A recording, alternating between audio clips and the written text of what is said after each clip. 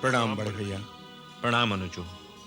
आपकी शांति भंग करने की हम क्षमा चाहते हैं बड़े भैया।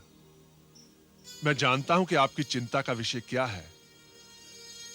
बर्बरिक के आने से जो संकट खड़ा हो गया है, उसका समाधान ढूंढने की आपको कोई आवश्यकता नहीं है। आप भूल जाइए कि बर्बरिक मेरा पौत्र है। आज नातों का कोई अर्थ नहीं रह गया है, क्योंकि सारे अर्थ एक ही शब्द में सिमट कर रह गए हैं, और वो शब्द है युद्ध। आज से जो भी निर्णय होगा वो युद्ध के संदर्भ में होगा, वंश के संदर्भ में नहीं बड़े भैया। अनुज, बर्बरिक के प्रति मेरे निर्णय का आधार वंश नहीं, धर्म है। भीम, जीवन के कुछ आदर्श होते हैं, कुछ नियम होते हैं, और वही उसकी आधारशिला भी। और उनका उल्लंघन जीवन के संतुलन को असंतुलित कर देता है। अनुज, सृष्टि की सबसे पूजनीय शक्ति धर्म है, और अपने अपने धर्म का पालन करना प्रत्येक व्यक्ति का जन्मसिद्ध अधिकार है। और किसी को भी उसके धर्म का पालन करने से रोकना सबसे बड़ा पाप है, सबसे बड़ा अधर्म है, चाहे वो उसका शत्रु ही क्यों ना हो। क्या हम नहीं जानते कि पितामह भीष्म यदि हस्तिनापुर सिंहासन के प्रति वचनबद्ध ना होते तो आज ये युद्ध ना होता, हमारे साथ इतना बड़ा अन्याय ना होता। किंतु फिर भी उन्होंने अपने वचन का पालन किया, क्योंकि वचन का पालन ही तो धर्म है। बर्बरिक तो हमारा अपना है।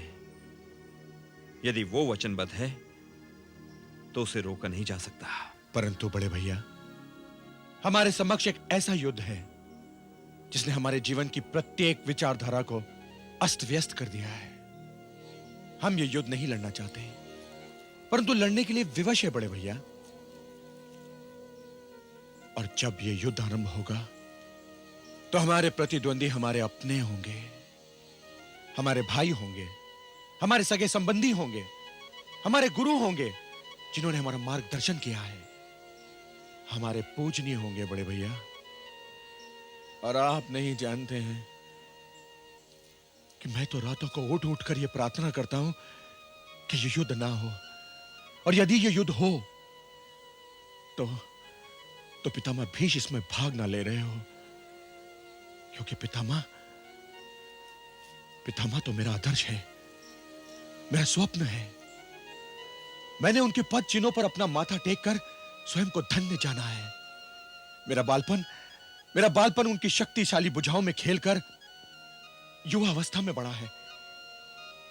बड़े भैया, बीते हुए कल का एक एक पल आने वाले कल के एक एक पल से पूछ रहा है कि ये सब क्या है, क्यों है, कैसे हो गया ये सब। परंतु इसका उत्तर किसी के पास नहीं है बड़े भैया, किसी के पास नहीं है।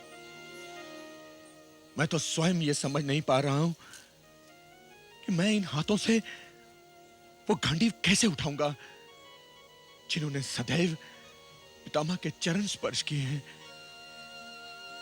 और आप नहीं जानते बड़े भैया कि मेरे इन वालों से जो घाव पितामह की छाती पर आएंगे वो पहले मेरे हृदय को भेद कर जाएंगे, मेरे हृदय को। और मैं ये भी जानता हूं कि मेरी ये प्रार्थना स्वीकार नहीं होगी। होगा तो वही जो भाग्य ने अपनी क्रूर लेखनी से लिखा है। मैं अर्जुन से सहमत हूं बड़े भैया। कोई नहीं जानता कि किस वान पर किसका नाम लिखा हुआ है। युद्ध ने ऐसा अंधकार कर दिया है जिसमें अपने और पराये चेहरों की पहचान दिखाई नहीं देती। युद्ध हमसे ऐसे निर्णय मांग रहा है जिनको करने का दुख कदाचित सारा जीवन प्रेत आत्मा बनकर हमारा पीछा करता रहेगा। किंतु फिर भी हमें कोई ना कोई निर्णय तो लेना ही पड़ेगा। हाँ अनुज, हमें ये निर्णय तो लेने ही पड़ेंगे, क्योंकि कुरुक्षेत्र कुरुक्षेत्र नहीं, वास्तव में धर्म क्षेत्र है। और हमारा धर्म यही है कि हम अपने धर्म का पालन करें।